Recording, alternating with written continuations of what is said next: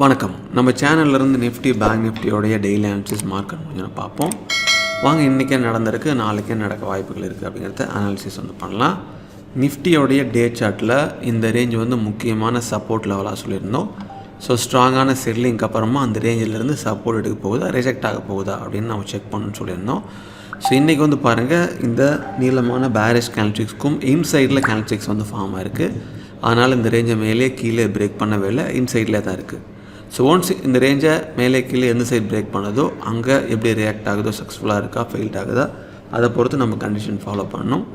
So இந்த டேவோடைய low ஹையிலேருந்து அதை நம்ம ஃபாலோ பண்ணலாம். எதை ஃபஸ்ட் பிரேக் பண்ணது, அடுத்து எந்த லெவல் டெஸ்ட் பண்ணுது, அங்கே சக்ஸஸ்ஃபுல்லாக இருக்கா இல்லையான்னு நம்ம செக் பண்ணலாம்.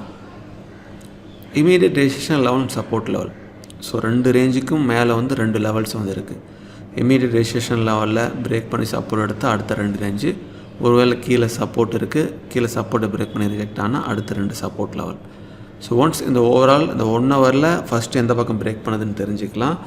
அங்கேருந்து சப்போர்ட் எடுத்தால் மேலே அடுத்தடுத்த ரேஞ்சு, ரிஜெக்ட் ஆனால் கீழே அடுத்தடுத்த ரேஞ்சு.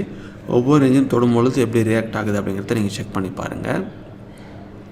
ஸோ சிபிஆரில் பாருங்கள், நேரோ சிபிஆர் இருந்துகிட்ருக்கு. சிபிஆருக்கு மேலே ஓப்பன் ஆகுதா கீழே ஓப்பன் ஆகுதான்னு செக் பண்ணலாம். ஸோ மேலே ஓப்பன் நைட்டு சப்போர்ட் எடுத்தால் R1. ஸோ R1 இங்கேருந்து சப்போர்ட் எடுத்துன்னா ப்ரீவியஸ் டேவுடைய R2 வரைக்கும் போக வாய்ப்புகள் இருக்குது. ஸோ இது சிபிஆருக்கும் கீழே வந்தால் உடனே நம்ம செல் பண்ண வேண்டாம், S1 வரைக்கும் வரட்டும். S1லேருந்து சப்போர்ட் எடுத்துச்சுன்னா திரும்ப R1, S1 கீழே பிரேக் பண்ணுதுன்னா S2. இதுதான் கண்டிஷனு.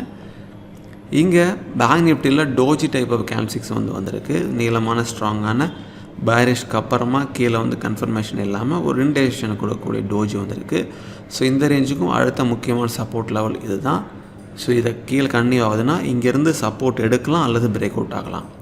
டோஜிங்கிறதுனால அதோட ஹையை மேலே பிரேக் பண்ணிருச்சு அப்படின்னா இந்த டேஷன்லேருந்து அது ஒரு டேஷன் எடுக்க ஆரம்பிச்சிருக்கான்னு புரிஞ்சுக்கிட்டு அடுத்தது சப்போர்ட் லெவல்லேருந்து கன்ஃபர்மேஷன் கிடைக்கிது அப்படின்னு ஃபாலோ பண்ணிட்டு அடுத்தடுத்த ரேஞ்சை நம்ம ஃபாலோ பண்ணலாம். இங்கே இமீடியட் ரெசிஸ்டன்ஸ் லெவல், சப்போர்ட் லெவலுக்கு ரெண்டுக்கும் பக்கத்தில் இருக்குது. ரெண்டு ரேஞ்சில் எதை ஃபஸ்ட்டு பிரேக் பண்ணுது, எதை டெஸ்ட் பண்ணுதுன்னு பார்க்கலாம். ஒருவேளை கீழே டெஸ்ட் பண்ணிச்சு அப்படின்னா அடுத்த ரேஞ்ச் இது தான். ஸோ மேலே போய்ட்டு மேலேருந்து சப்போர்ட் எடுக்குதுன்னா இந்த ரேஞ்சு, இங்கேருந்து சப்போர்ட் எடுக்குதுன்னு அடுத்த ரேஞ்சு. இந்த ரேஞ்சில் எந்த இடத்துல சப்போர்ட் எடுக்குது, ரிஜெக்ட் ஆகுது, அதை வச்சு நம்ம கன்ஃபார்ம் பண்ணணும்.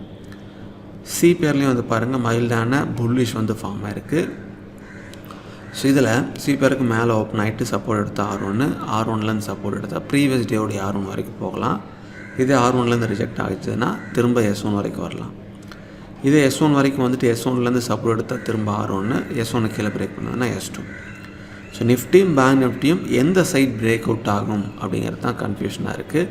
டோஜியில் அதோடைய லோவை பிரேக் பண்ணதா ஹையை பிரேக் பண்ணதான்னு செக் பண்ணலாம். அதே போல் இன்சைட் ரேஞ்சிலேருந்து எதை பிரேக் பண்ணதுன்னு செக் பண்ணுவோம். சிபிஆரில் எங்கே ஓப்பன் ஆகுதுன்னு செக் பண்ணுவோம். இந்த கண்டிஷனில் வச்சு பேக் டெஸ்ட் பண்ணுங்கள். இதை வச்சு மட்டும் ட்ரேட் பண்ணக்கூடாது. இது கூட உங்களோட ரிசர்ச் பண்ணுங்கள், எல்லா விடையும் பாருங்கள், பார்த்துட்டு உங்கள் சொந்த முறை ட்ரேட் பண்ணுங்கள். மிக்க நன்றி.